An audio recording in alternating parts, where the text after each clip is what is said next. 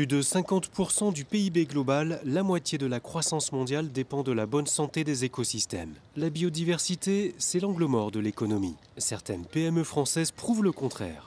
Dans ce golfe, aux portes de Paris, la direction joue la carte verte à tous les niveaux depuis une quinzaine d'années. Un entretien 100% organique, des prairies fleuries, des haies propices aux oiseaux, une tonte raisonnée, un arrosage modéré et une eau réutilisée pour l'étang où les canards côtoient les libellules, et même des abeilles à 2 pas des golfeurs. Donc là, vous êtes juste à côté du practice où nous avons donc mis en place des ruches avec nos abeilles et qui vont justement sur le parcours sur des zones de prairies fleuries. Et nous avons également donc des poules pour gérer les déchets de la cuisine. Et donc actuellement, nous sommes avec la LPO pour faire l'inventaire de toute la faune. Donc l'idée, c'est de continuer cette action et de préserver le site. C'est un engagement de tout le monde, c'est un engagement auprès de chaque salarié.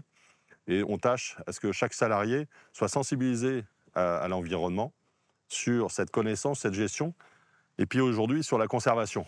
Le site collectionne les labels éco-durable, espace végétalisé écologique et le label biodiversité niveau argent dont la démarche se finalise. Avec ses 1700 licenciés, le golf montre que biodiversité rime avec popularité. Autre secteur, autre enjeu. Chez ce fabricant de menuiserie extérieure, la dirigeante mise sur un produit anti-collision d'oiseaux.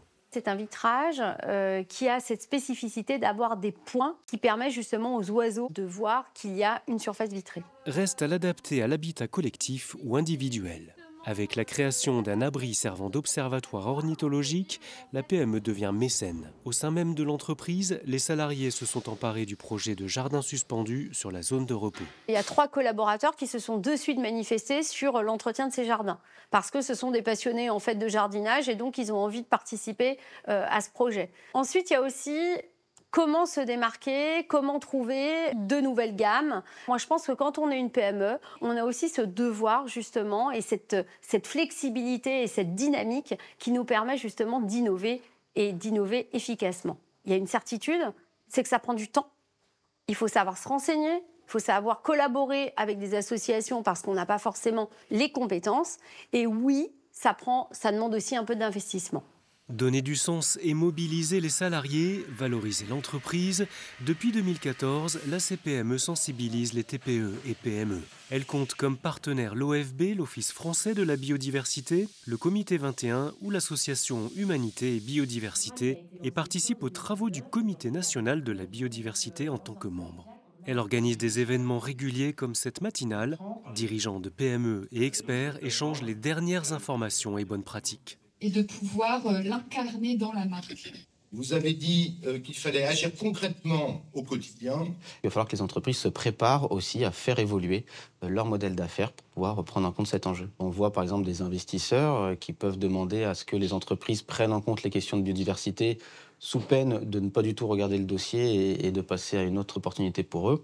Ça peut être des clients également qui demandent à ce que leurs fournisseurs, leurs prestataires aient des produits qui soient plus favorables à la biodiversité. Dans les territoires, il y a aussi des parties prenantes qui peuvent avoir des attentes vis-à-vis des entreprises sur la gestion de leur site, etc. Et donc ça peut être aussi un moyen de renouveler le dialogue et de répondre à ces attentes.